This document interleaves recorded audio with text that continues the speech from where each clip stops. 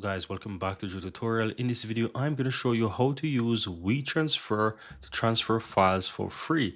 So what you want to do, just open up any browser you may have. I have Google Chrome here and just simple type in WeTransfer and search. Now you'll find a research result here, WeTransfer, first link here. I'm going to click on that.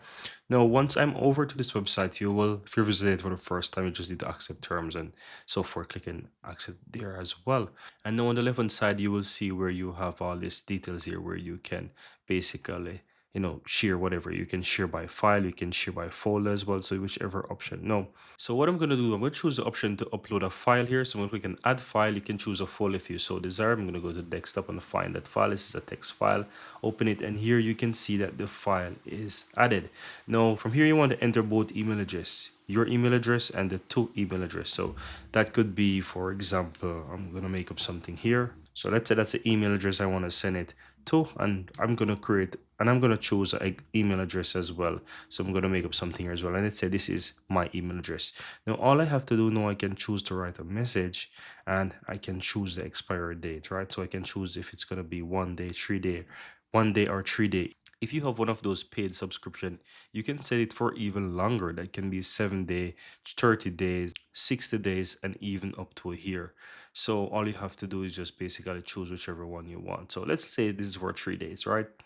From the free plan. Now the next thing before I create, I want to show you something. On the on the right hand side you have 3 dots. If you click the 3 dots here, guys, you can choose if you want to send it by email or either create a link. In this case we have the option that says send by email, but you could easily do like create link and you will be able to get the link. You realize that it doesn't ask you for the person email address anymore, but you could just choose the link option and you'll be able to share link. Otherwise you'll be able to have the option to enter their email address so they can receive it.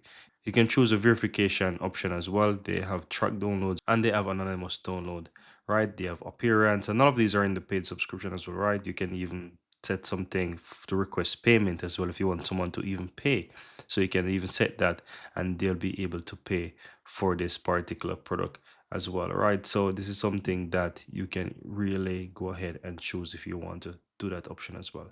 And of course you can also set password as well, and you can even make it recoverable if you want that. You can check or uncheck if you want that as well.